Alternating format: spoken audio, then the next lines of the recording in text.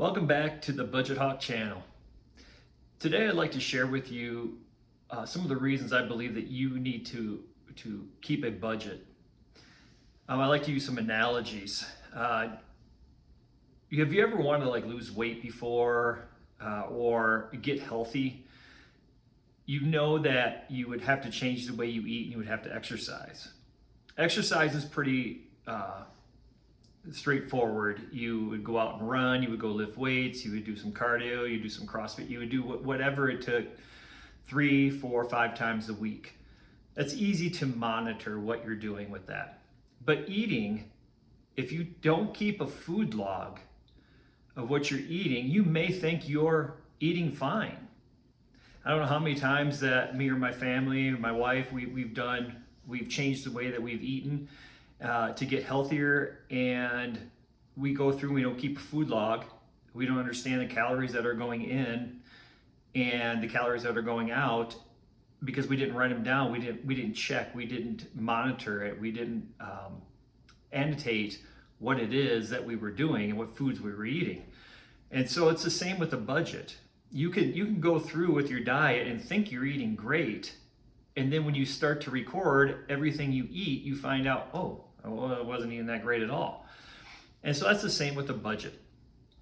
A budget, you could think that your spending is limited, but until you do a budget and then you start allocating money to that, and then monitoring your transactions and seeing how much you're actually spending out of each category, you may think you're doing great, but you're really not.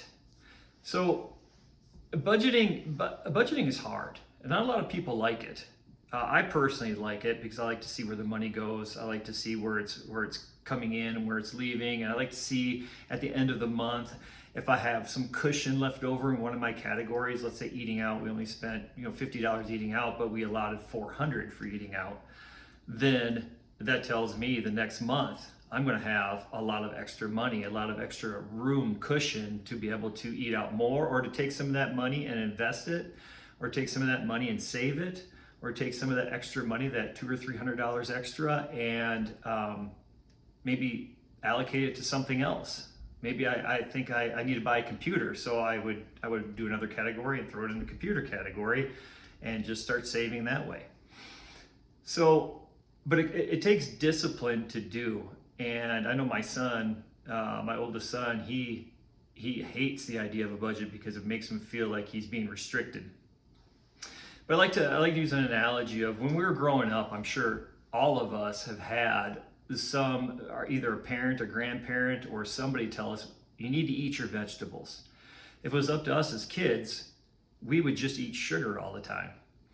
And sugar in relation to a budget would be overspending. We would just want to spend. Why? Because sugar makes you feel good. It gives you a sugar high. It tastes good. So does spending. Spending gives you a high. It makes you feel good. It's exciting. They're the same thing. But vegetables, on the other hand, they're good for you. In our house, it's not vegetables. We say you need to eat some protein, but that's either here or there. The vegetables part is good for you. It's good to build your body up and give you the vitamins that you need, but they don't taste very good. At least to me, they don't taste very good.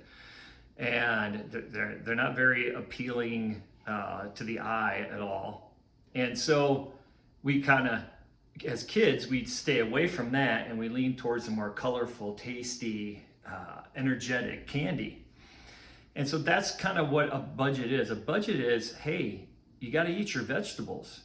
But the difference between being a kid and being an adult is we are adults, so we don't need to have somebody tell us we need to do a budget. We just instinctively know, now that we're older, we instinctively know we need to eat more vegetables or protein rather than loading ourselves up with carbs, with sugars, with desserts and things like that. Okay, so we instinctively know that. It's still hard to do. I'm not knocking that the budget wouldn't be hard to do, but it's going to get us to the goal that we want to get to by eating our vegetables, by losing the weight, becoming more healthier, and by budgeting, by slimming down in our budget, knowing where our money's going, knowing where we can grab money from in certain areas, or where we need to stop spending. So I suggest when you're doing a budget that you start out slow, that you go ahead and just take a month and just either in an Excel spreadsheet or on a piece of paper, however you want to do it, in a budgeting app, and just start recording all of your purchases and put them into categories and see how much you're spending and where you're spending. So that could be an easy way. You're not committing to anything yet. You're just seeing where your money's going. And then from there, you can graduate and move up and start to plan out your money. And then you can become debt free, and using a method of velocity banking, or just taking the extra cash flow you have and putting extra on your payments to pay off your debt. You're able to take that extra cash flow and save it if you want to do that, if you can, and invest it. That's all up to you. But I just want to encourage you, that way you know where your money's going and you can make your money work best for you. You can to set goals with your money is super important. That way you're not left at being 75, 80 years old and just living off Social Security without anything else to draw from. So there are many reasons, many great reasons to budget, even though it's hard, I recognize that, but it must be done. All right, thank you guys. Please like and subscribe. Just reach down with your thumb and hit that. If you're watching on your phone, hit that little like button and subscribe. It really helps out to get these videos out there. It really helps to build the channel. So I appreciate you guys. Have a wonderful day. Bye.